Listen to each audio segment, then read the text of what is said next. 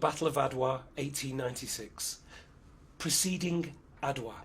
Remember this, the Europeans carved up our homes with bloodthirst, not because we were the third world, but because we were the first, because we held gold in our hearts, because we had diamond for eyes, because oil ran through our veins and a blessing hung in our skies. Remember that when they scrambled in the conference in Berlin and callously carved Africa, searing each African skin, it was not just because of their greed or need to sow seeds saturated with sorrow, but because through Africa's greatness they envisioned their own great tomorrow. The beginning. Barriatari, the Italian general, had ice instead of eyes, and a tongue of 5 leather whips. Ras Alula was deafened by the whisper of lies that seeped from his lips. Through Alula's agents who could read the tone of Ethiopian winds, their whisper, "We will catch the Italian advance before the advance begins."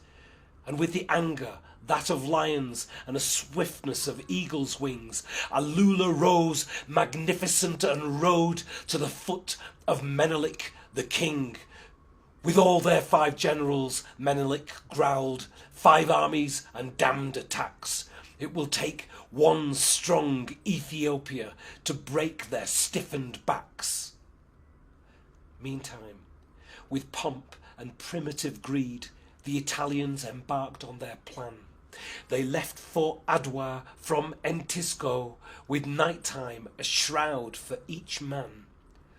Unbeknown, every step was recorded by Alula's silent, speedy spies, who traced the battalion's movement through the reflections they left in the sky. The Italians, noting the Ethiopian dawn as a cloak for a surprise attack, had no knowledge that warriors were waiting and would give the surprise back. With all their 5 generals, Ras Alula whispered, their armies and planned attacks, it will take one strong Ethiopia to break their brittle backs. The war. The Ethiopians advanced from below, a hero's sacrifice for a country's love.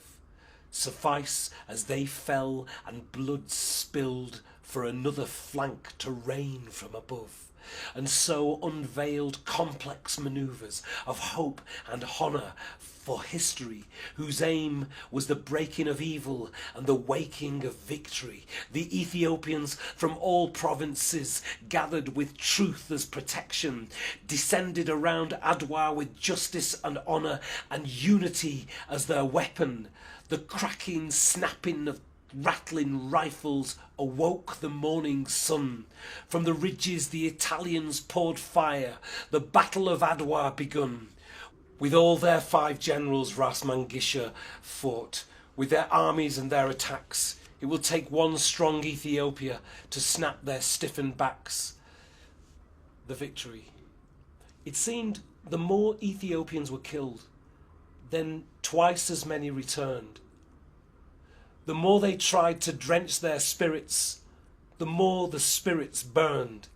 It seemed as if amongst the red mist, each man that fell wounded rose again. Each breath of air rejuvenated his lungs. Each drop of blood seeped back to his veins. It seemed that the Ethiopians rose from the riverbeds, came from the shadows of mountain sides, with eyes of stone and dread, and Barriatari's generals, sensing the beginning of the end, succumbed to the deafening whisper, "Surrender, surrender, surrender." Remember this, it was not one of Ethiopia, but Ethiopia as one. It was not part of the some that won, but part of everyone. It was not the heart on its own, but its veins that pumped on. It was not just the warriors, but where they were all from. Remember this, how the story washed across the continent enslaved, flooded with the story of Adwa in a whispered tidal wave, from Kenya to Senegal, from Morocco to Gambia. The liberation began in Adwa in 1896 and ended in South Africa.